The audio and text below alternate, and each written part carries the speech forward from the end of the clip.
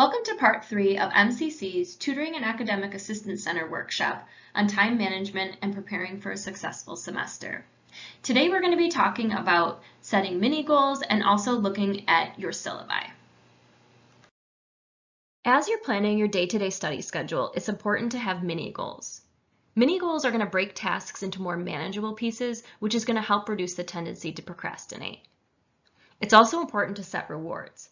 Maybe after you reach a mini goal, you set a reward like going out to coffee or meeting up with friends or something else that you enjoy.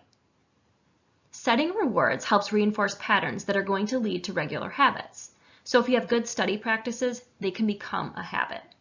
Also, if you attach positive experiences to assignments, this will reduce negativity that might normally be associated with these tasks.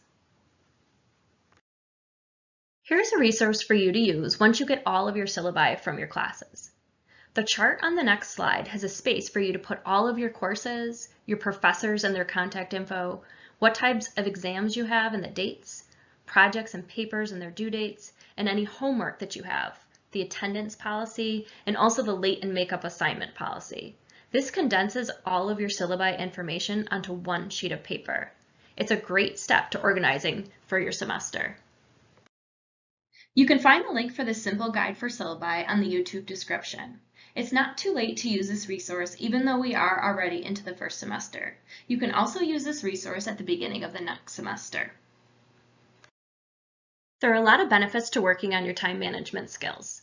Time management can help increase your productivity, reduce your stress, improve your self-esteem, achieve a sense of balance, and also establish an important skill that you can use throughout your life.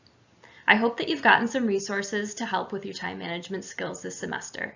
If you have any additional questions or need additional help or resources, please come to the Tutoring and Academic Assistance Center or the TAAC. Thank you.